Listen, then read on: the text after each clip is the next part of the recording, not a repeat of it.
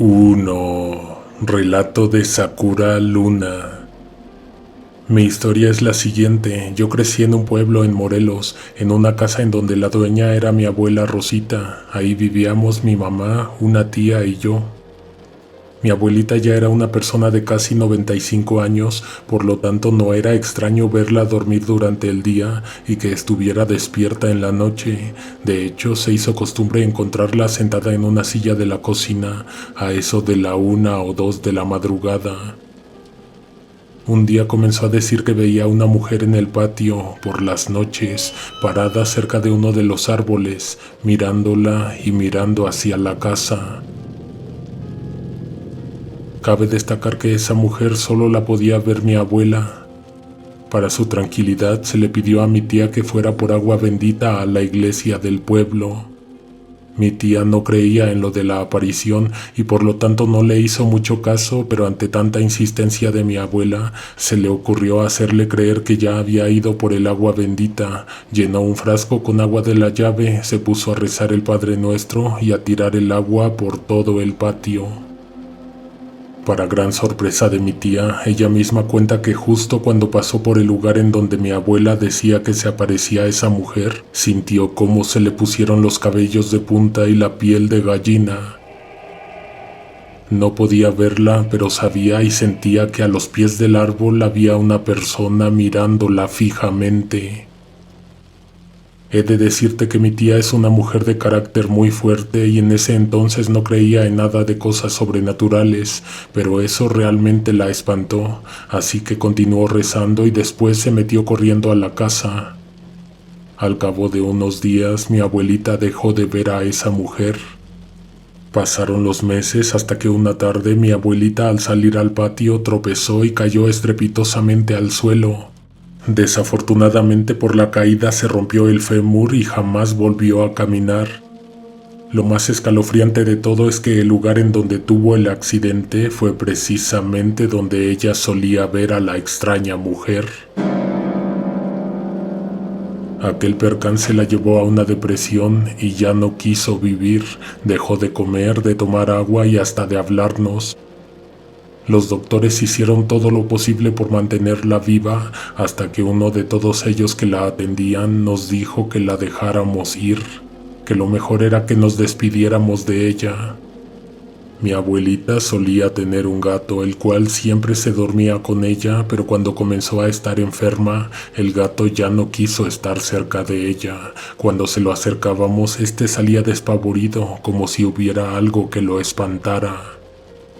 Un día a mi mamá se le ocurrió acostarse en la cama con mi abuelita para cuidarla, pues cuando velábamos su sueño nos dormíamos en un sillón cerca de ella.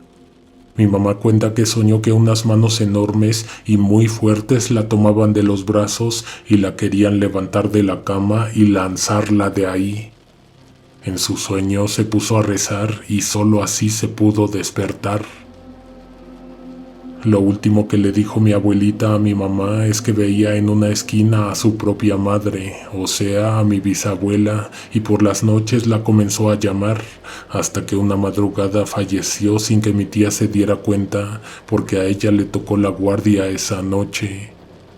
Después de que enterramos a mi abuela, sobraron muchas veladoras que nosotros nos hicimos costumbre de irle a dejar al panteón. Un día, como a las 6 de la tarde, todavía con luz en el cielo, mi tía decidió que iba a llevar las últimas veladoras que quedaban en la casa.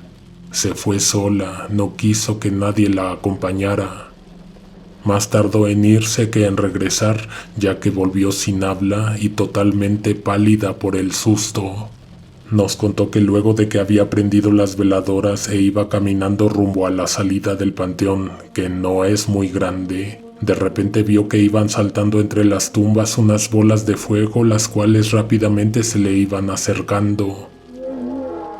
Mi tía lo único que pudo hacer fue salir corriendo. En ese pueblo las bolas de fuego siempre se han aparecido, pero con el crecimiento de la población y la construcción de casas se han limitado a hacerse visibles únicamente en el panteón.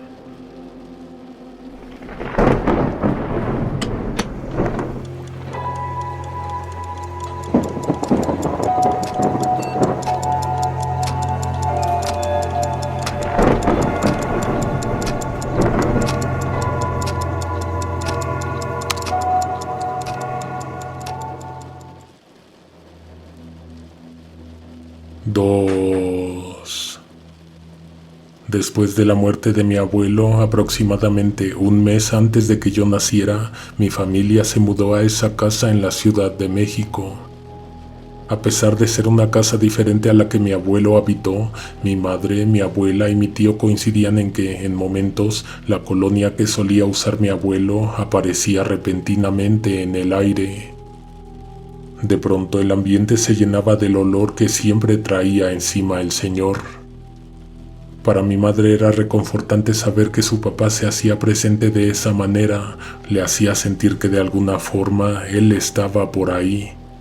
Pero a mi abuela le preocupaba que él no estuviera descansando. Por fortuna, después de unos meses y tras mi nacimiento, se dice que desapareció el efecto. Yo no vivía en ese domicilio, pero prácticamente me la pasaba en esa casa desde las 3 que salía de la escuela hasta las 9 de la noche cuando pasaba mi mamá por mí. Recuerdo que mi abuela tenía un retrato pintado de mi abuelo en la sala del piso de abajo.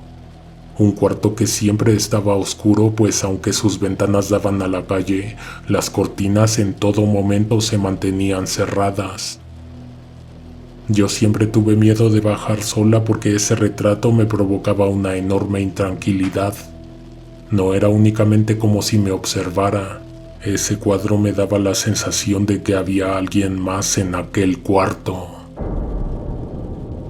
Mi hermano es 4 años menor que yo. Cuando íbamos de vacaciones a casa de mi abuela, él se quedaba en el antiguo cuarto de mi tío y yo con mi abuela. Recuerdo una vez que estaba sentada en el suelo viendo la tele y mi hermano pasó hacia el baño que estaba de frente por un pasillo. Lo vi pasar y seguí en lo mío con la mayor tranquilidad hasta que la puerta del cuarto de mi tío se abrió sola, dejando ver la luz prendida y a mi hermano en su interior. Entonces, ¿quién acababa de pasar hacía unos momentos? Eso me alteró bastante. En otra ocasión en la madrugada hubo un fuerte ruido que nos despertó a mi abue y a mí. Algo se había caído en la cocina frente a los cuartos. Cuando ella salió a ver, me dijo que no era nada, que se habían caído unos vasos de plástico, pero algo me hacía pensar que ella no me estaba diciendo lo que realmente había visto.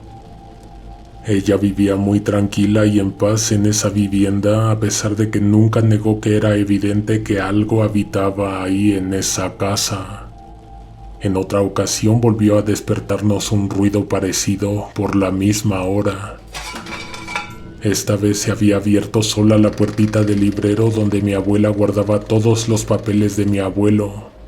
Al suelo se habían caído los documentos de su defunción, justamente. La pequeña cocina tenía una ventana hacia las escaleras de la azotea. Una vez ella me comentó que mientras lavaba los trastes pudo ver de reojo que alguien iba subiendo. Se asustó bastante y tomó un cuchillo para seguirlo. Se armó de valor y lo hizo con cuidado, pues estaba sola y no había nadie más a quien llamar. Subió despacio las escaleras y al llegar a la azotea encontró absolutamente todo el espacio a solas. Al querer volver se encontró con que la puerta por donde ella acababa de pasar estaba completamente cerrada con todo y el candado. Lo peor sucedió cuando mi primo nació. Mi tío se había mudado de vuelta con su propia madre por un par de años mientras él trabajaba. Ese día su esposa estaba en casa con mi abuela. En esa ocasión ella invitó a su hermana. Todas estaban abajo en la sala platicando amenamente, comentando las extrañas ocurrencias en la casa y el niño se encontraba en una recámara de la planta alta. Junto con ellas tenían el monitor del bebé encendido. Mi primo había sido un bebé prematuro y dormía mucho sin casi llorar. Estas mujeres conversaban cuando la estrepitosa risa de un niño se escuchó por el monitor. Todas se quedaron paralizadas, pero la hermana reaccionó rápidamente y subió por el bebé que estaba profundamente dormido. Mi abuela aún tiene escalofríos cuando describe aquella risa. Se oía como aguda y malvada, una risa burlona y demoníaca. Cuando cumplí 18 años, mi abuela se cambió a Morelos y aunque sigue teniendo el mismo retrato de mi abuelo en su nueva sala, ahora no me da miedo, no se siente esa presencia de ahogo de la otra casa. La verdad es que por más que lo intentara, nunca sentí que aquella presencia fuera mi abuelo, más bien siento que fue algo que se aprovechó del duelo y buscaba que lo invitaran a entrar a vivir con nosotras, engañándonos y haciéndonos creer que era nuestro ser querido. A lo largo de los años me han pasado muchas cosas tétricas en la vida, pero nada nunca se sintió como lo que habitaba en esa casa.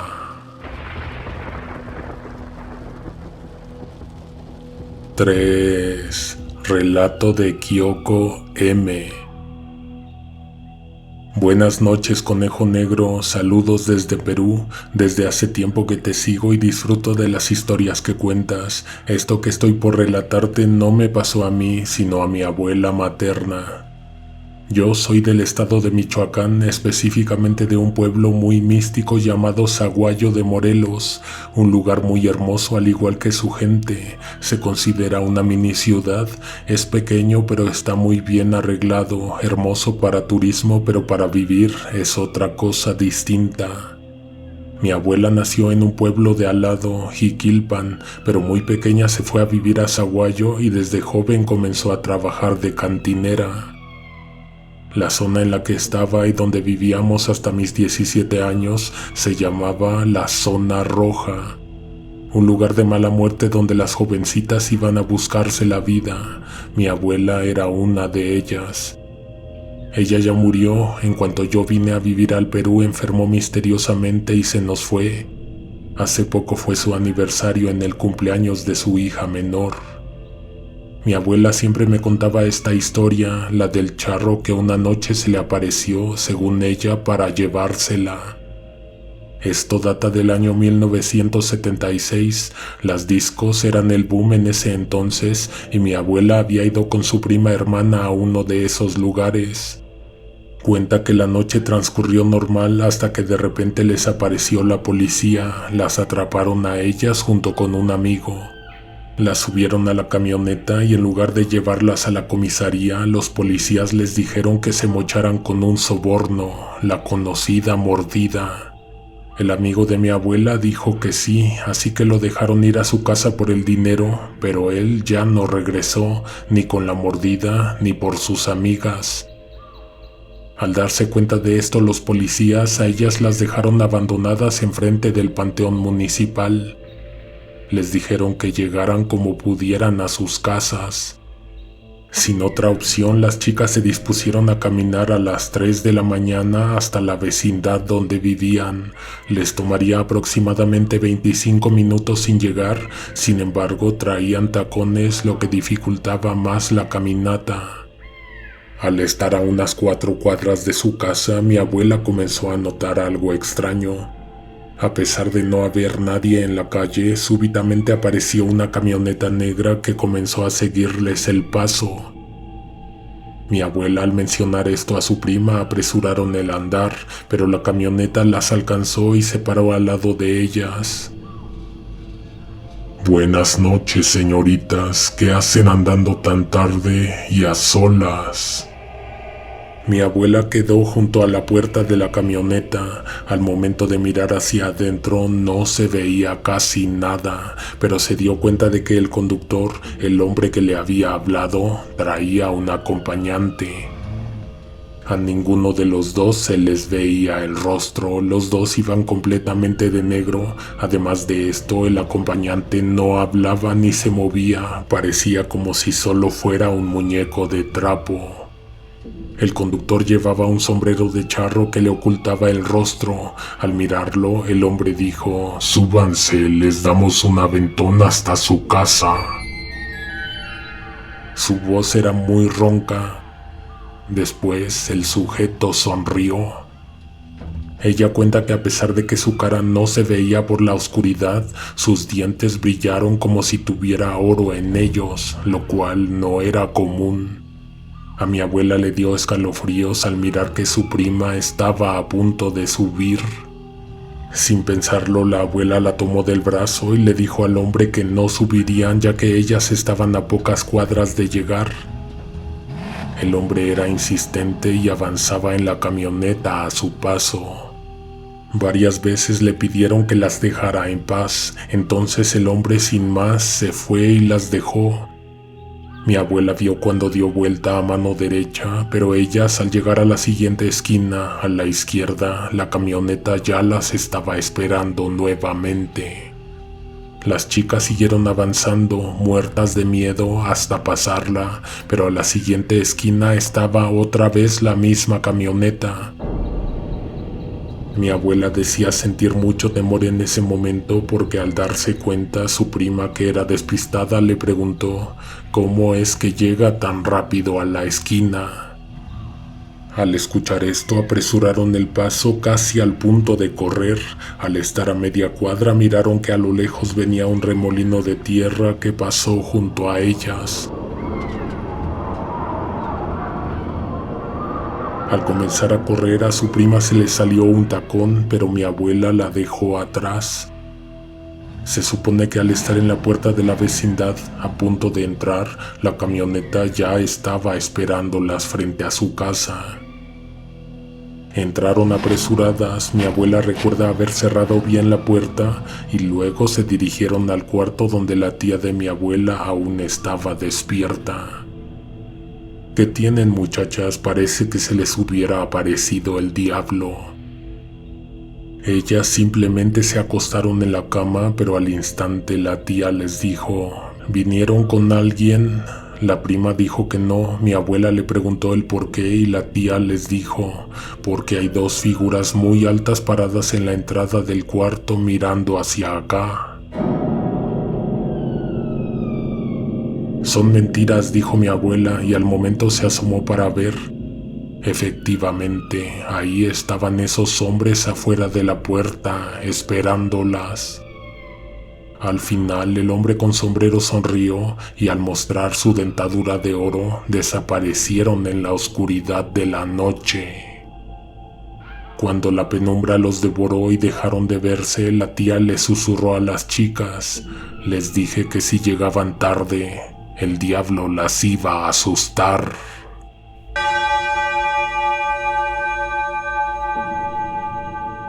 Si te han gustado estas historias, suscríbete para que no te pierdas el tercer volumen de relatos contados por los abuelos.